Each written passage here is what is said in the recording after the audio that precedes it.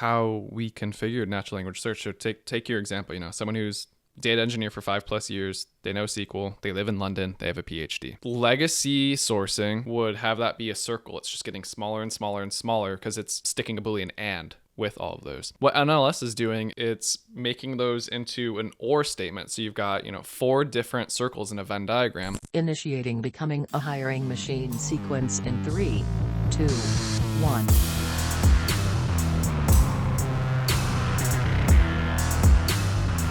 Hey everyone, it's Sam Keenly, and welcome back to Becoming a Hiring Machine. This is the show dedicated to fixing recruitment by going beyond saying what needs to change, and instead teaches you how to make that change. Today we've got a great Tactical Tuesday episode ahead of us, but before we get into that, I want to tell you a little bit about the show. Essentially, we have shows within the show here. Some days we have interviews with industry thought leaders, and others who are shaking up the space, while other days we have trending topics. Stop by every Tuesday like today for a Tactical Tuesday episode where we go deep on how to do something that's going to help you drive better results in your day-to-day. And occasionally you get a mic drop episode from Matt where he shares something that he's been thinking about within the recruitment space and wants you to know. Now, as a reminder, if you like the content that we share here on the show, make sure that you subscribe for more. All right, so if you've been listening for the past couple of weeks, you'll know that we recently rolled out natural language search within Loxo, and it's a fundamentally different way of sourcing, which we believe is the future with not just how you're going about it using natural language instead of boolean or filters, but the methodology behind how it serves up the candidates to you. So for today's Tactical Tuesday, we've got your favorite co-host, Vivien, and we're going to unpack how this works, specifically delineating between hard versus what we'll call soft requirements and how those factor in to how we should be sourcing moving forward. So Vivien, welcome back. Hello.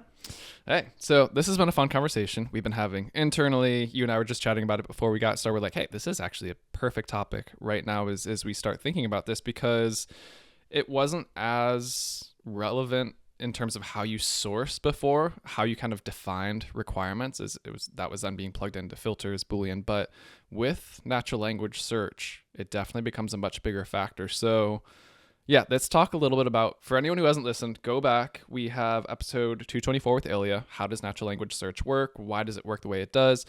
But building off of that, Vivien, let's first talk about hard versus soft requirements, and then we'll get into like how that impacts your search results within natural language search. Yeah. So when I was a recruiter, hiring managers always give that like long list of all the things that they want to see in a candidate. And usually what probably happens is they're envisioning a couple of different people that they have worked with in the past, and they're just like squishing them together into one person that actually doesn't really exist. So when they think about all of these different people, they think that certain experiences or qualifications make them that great, when in reality, that's not necessarily true. So for example, you can say for software engineers or even data engineers, you need a data engineering degree. But does that actually matter? Or do you really just care that somebody knows how to actually get the job done, and that is work with data in the way that you need them to work and get the results that you're looking for from them? Does it matter that they went to a specific university, that they have a degree, whether it's bachelor's, master's, PhD? Does all of that matter? Or can they be self-taught and they have work experience that really shows they are able to do the job and they've actually had real world applications? So whenever recruiters are actually getting all of these requirements from hiring managers, one popular one is bachelor's degree in a related field or something like that. And it's like, does that one actually really matter? Or are we really just looking at the experience, especially if it's not entry level? Unless it's entry level, and even then it's like, it's entry level. You're going to have to teach them anyways. I hate to say it. Most universities are like 5+ years behind on what's actually happening in the real world. So a lot of times you have to upskill people once you hire them anyways to get them up to speed to where the world is today, just because academics are always going to be a few years behind. And so it's a matter of, okay, do I actually need them to have this degree, or do they just really need to be curious? Do they need to have the ability to go look for information themselves? Do they need to have the ability to go and try things out and maybe figure it out on their own and not constantly ask for questions? Are they independent? Are they resourceful? Are they curious? Are they problem solvers? Do they have integrity? Do they take initiative? And so those are more so interpersonal type skills and personal morals and ethics versus a degree from Cambridge or something like that. Yeah.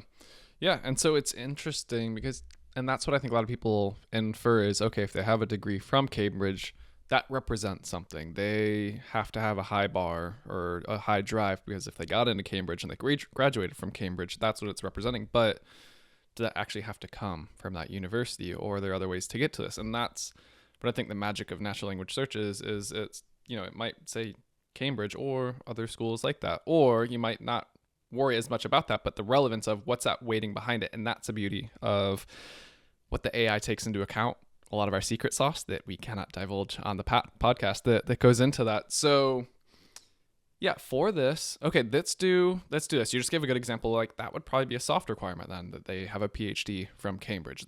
That's not truly required to get the job done. What are a few hard requirements that you would say, like, okay, yes, these fit, and how many hard requirements should we realistically have in a search?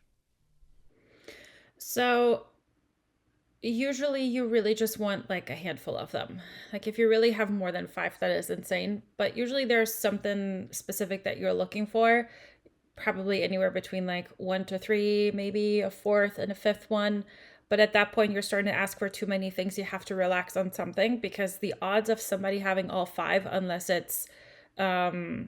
like some of the requirements are human and looking for work, you're going to have to relax a couple of those.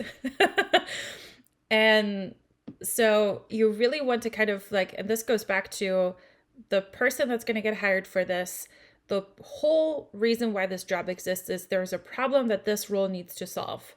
There is deliverables that just need to be delivered with specific metrics. Some kind of need is there, and then work backwards from that. And so there's a million ways to get to Rome. Does it really matter how you get there, as long as you get there and you get there on time, or maybe even early? And so, for example, if we're looking at like a data engineer, for example, a data engineer, doesn't really matter that they have a specific degree or whatever, or is it more important for you that they know how to be proficient in SQL and they're really well versed in that? They are like good with like Postgres and all of that. And I don't know if those are like actually legit ones for data engineers, but those are the hard requirements within this particular realm, because you need SQL for this particular role in this particular context. You're going to be doing it with system A and B, and this is how they interact. This is just what it is for that particular company. Those are must-have requirements. If somebody is more proficient in JavaScript and has zero interest in SQL and has like data engineering background, that's not the right person. So, but then would you prefer the one that does JavaScript just because they have a PhD from Cambridge? Not really, because that PhD from Cambridge suddenly becomes very irrelevant because it doesn't actually get the job done, which is a specific thing with data engineering. Yeah, I'm with you. So it's like where you learned a certain skill, how you learned it, don't care. You're in sourcing. You're just trying to find the right candidates. You're trying to find the relevant candidates. And that's where the later stage interviews come into play. Okay, I'm going to vet you at a technical capability. Hey, go build this small program for me that highlights your ability to program in SQL or anything else. Like you don't have to worry about that at this stage. So yeah, you've got like hard skills like that. I'd imagine some location could be hard requirements in certain instances. Potentially. And this is also where it depends on if this is a very specialized role, then you might have to consider remote, hybrid, or open to covering relocation costs. And usually when it's very niche, then hiring managers are very much aware of that. And so they know most likely we're not going to find someone locally. We're open to paying for relocation costs if they really need to be in office. So this is where you can open things up and say, hey, fancy moving to London? ? And see what you get from that. And then you can just keep it very simple and say, okay, if it's like a data engineer that needs SQL experience and we need them on site in London, then just do, hey, want to move to London, and just really source for people that have that know SQL, and that's it. Keep it super, super simple, because it's going to be much more difficult to find someone to move into that location or be local. And then you can kind of like move from there, because then clients sometimes open it up. And so even that sometimes isn't necessarily a hard requirement. COVID taught us most jobs can be done remotely. There's very few that actually need to be on site. So you can usually work with that a little bit, especially if they are getting desperate to find someone. And then it's just a matter of having those tough conversations with hiring managers. And part of that is also testing whether those are hard requirements or not. So the way that I used to do this is, okay, let's say I can find someone that has 5 years of experience solving exactly this with these particular results, but they don't have a bachelor's degree. Would you still want to hire them? And if they say, well, I guess if you can really find someone that has all these years of experience with this particular thing, I guess the degree doesn't matter that much, but it would be nice for them to still have it. This is how you know it's not really a hard requirement. It's not a requirement. So just test those. Yeah. Give them what ifs. Paint them a mental picture of the perfect candidate, and then take one away where you feel like maybe that is one that is really not that hard of a requirement. And then describe the perfect candidate minus that one particular requirement. Just give them a bunch of what ifs to figure out where are they ranking something. Yeah. And that's why I like how we configured natural language search. So take your example, someone who's data engineer for 5+ years, they know SQL, they live in London, they have a PhD. Legacy sourcing would have that be a circle. It's just getting smaller and smaller and smaller because it's sticking a boolean and with all of those. What NLS is doing is it's making those into an or statement. So you've got 4 different circles in a Venn diagram, and then it's making them more relevant. It's going to rank the relevance by, okay, how many people overlap in this first circle? All those and statements. It's going to be a small pool. Reality is you're probably going to have like one person, if that, globally that fits that mark. So if you just surface one person, like, oh, these results aren't good. Well, yeah, that's why we don't do it that way. So you're going to start with the person who might hit that one, and then it's going to look at, okay, how many people overlap these 3 circles out of 4? Because again, how important is that PhD? If they are a data engineer with 5 years experience, they know SQL and they live in London, great. Like they're probably more likely to accept it than somebody who might be open to work, which would be overlapping 2 circles. So that's why I really like this. And then you can find the one core requirement out of these. Say like they absolutely need to know SQL. Okay, go into Boolean, go into the filters, type in SQL as that, hone in on your list that way. But I like this methodology and how it's evolving sourcing to think this way, because it's what you and I spoke about a couple episodes ago with assumptions. And it's like, oh, if they don't live in London, they're not going to want it. But for the reasons that you and I covered in that episode, hey, you never know until you ask. So don't rule them out quite yet. Exactly.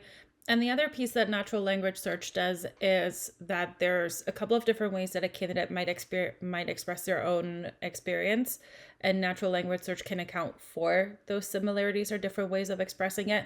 So, for example, you want somebody with a PhD from Cambridge that is in software, but a data engineer, there's a bunch of different degrees that a data engineer might get to then go into that field, and those are all relevant degrees, and that is already excluding all the irrelevant degrees. And then people realize, okay, this was not a good idea, I'm just going to pivot and self-teach data engineering.